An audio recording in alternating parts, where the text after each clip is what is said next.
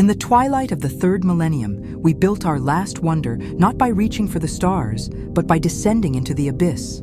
They called it Aqualantis.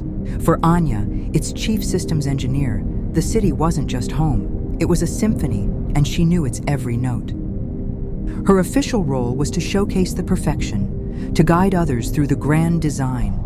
Every system, every light, every current was a testament to humanity's absolute control over the deep. A world meticulously crafted, where even the wilderness was tamed and taught to glow on command. Life flourished under the dome, a perfect, self-contained paradise, shielded from the crushing weight of the world outside. The city's heartbeat with commerce and light, a dazzling display of progress.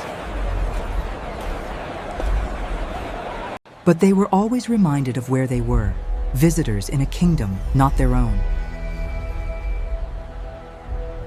And that's when she felt it. A single discordant note in the city's perfect symphony. The official tour was over. Her real work was about to begin.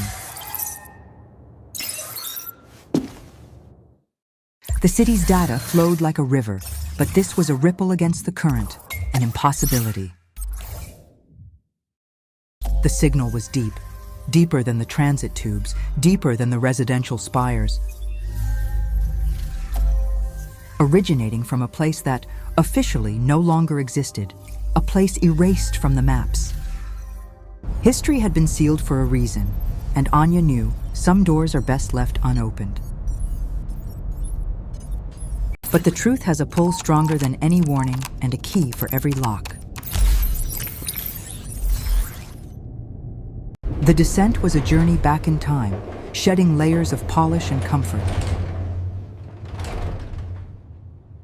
Leaving the light of the known world behind.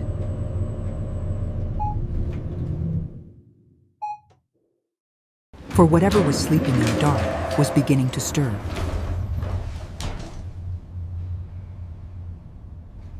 This was Sector Gamma, the city's foundation, and its tomb. Here lay the bones of the original dream, left to rust and decay. The ghosts of progress haunted these halls, a silent testament to forgotten ambitions. The early design spoke of a different kind of power, not machined but harvested. And then she saw it. The foundation wasn't dead, it was evolving. This was no machine, it was alive.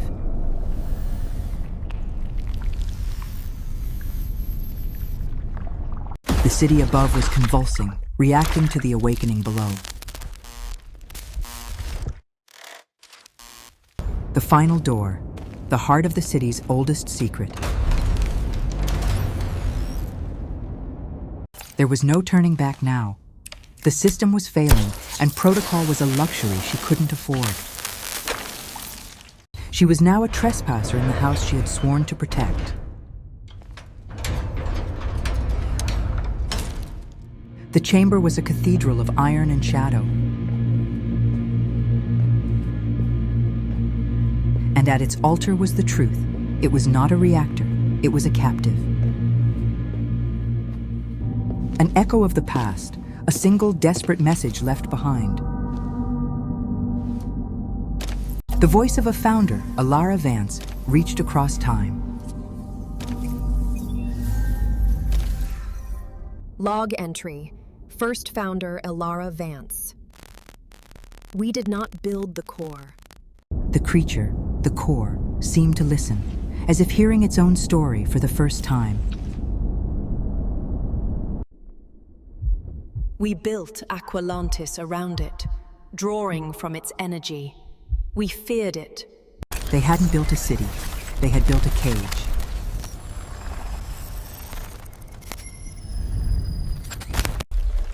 And the cage was breaking.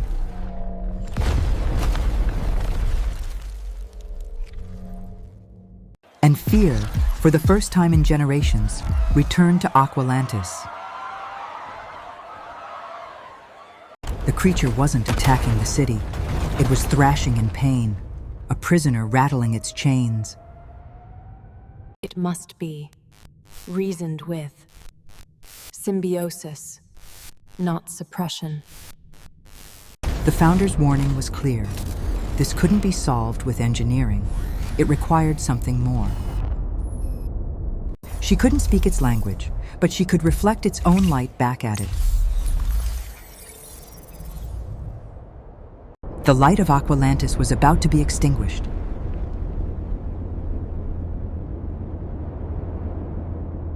And then a change, not an attack, but a question.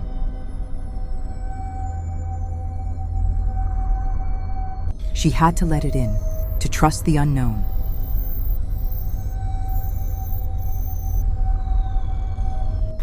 Contact.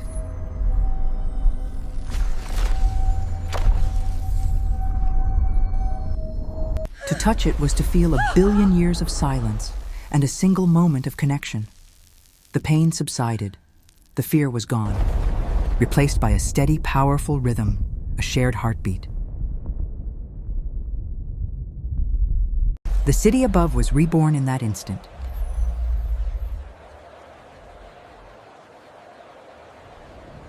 The systems didn't just stabilize, they harmonized. Control had been replaced by symbiosis. Aqualantis was no longer just a structure on the ocean floor. It was a new form of life. The creature was no longer a prisoner, and Anya was no longer its warden. Ascending back to the world she knew, she realized it would never be the same. The city knew her now. It recognized her as part of itself.